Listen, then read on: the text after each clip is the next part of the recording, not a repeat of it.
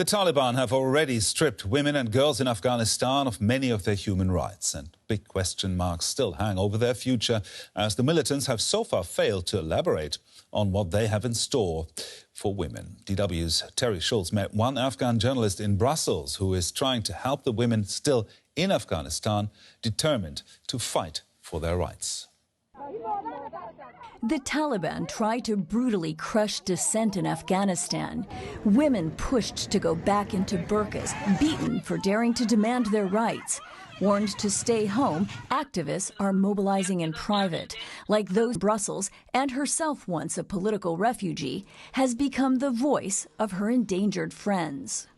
The day after Kabul fell, Sadid made international headlines with a heart-wrenching appeal to NATO Secretary General Jens Stoltenberg. There is thousands of women who really don't know for the future what is going on and what should happen for them.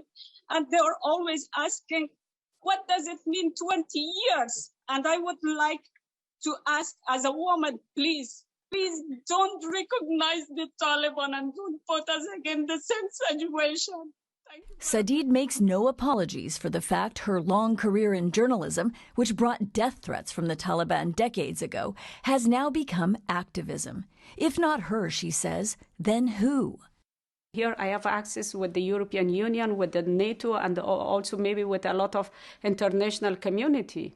If I stay quiet, then the girls in Afghanistan will not forgive me. They said that we doesn't have the choice like you. The choices women activists face are stark. We're disguising their identities for their safety as they plan out a nationwide demonstration for later this month. They know the consequences could be deadly. I'm ready to be killed by them, but I want to fight, yes. Okay, great. Yes, I can fight. And that's my right. If I kill by that way, I don't think that it will be bad for me. Even being so far away, though, Sadid can't completely escape the risks. Your own mother has said, please stop. You're putting us in danger. This is a terrible choice for you to have to make. I know it's not easy to accept, but there is no choice. What should we do? If we stay quiet, then we stay quiet and silent forever. And she says then she would not be able to forgive herself. I'm now joined by DW correspondent Terry Schultz, who filed that report. Terry, in your report, we saw Lailuma talking to NATO's Secretary General Jens Stoltenberg in a very emotional way. What was his reaction to that? Good morning, Gerhard. Well, you could see that Secretary General Stoltenberg was quite uncomfortable, as anyone would be, seeing the heartbreak and knowing that this really is something that risks the lives of so many people back in Afghanistan.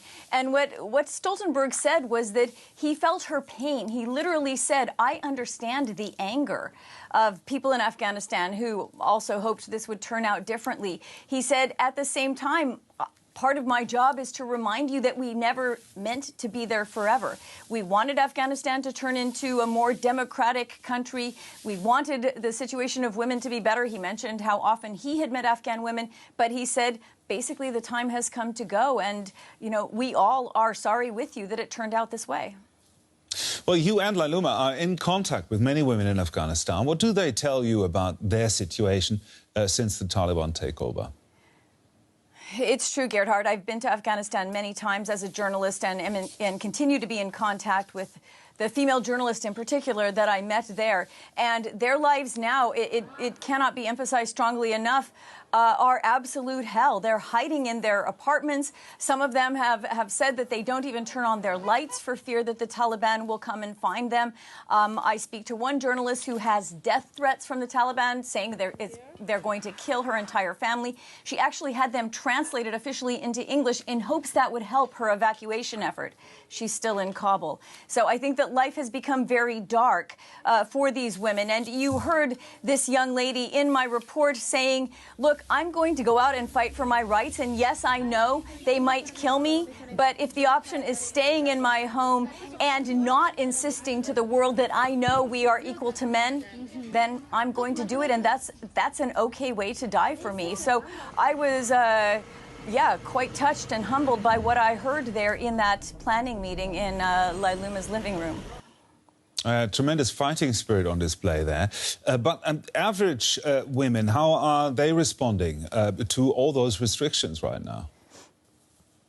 And more restrictions are coming in all the time. Lailuma sent me a message last night that showed a new decree that women in high-level positions now would have to resign their posts.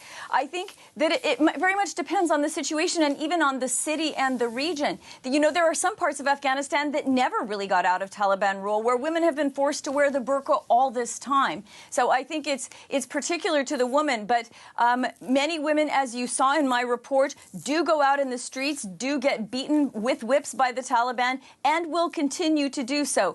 Others, for sure, are just trying to feed their families. Starvation is becoming more of a concern now in Afghanistan. So I think that we can't overestimate the number of challenges people are dealing with simply from having enough to eat to wondering if they will ever be considered equal to men.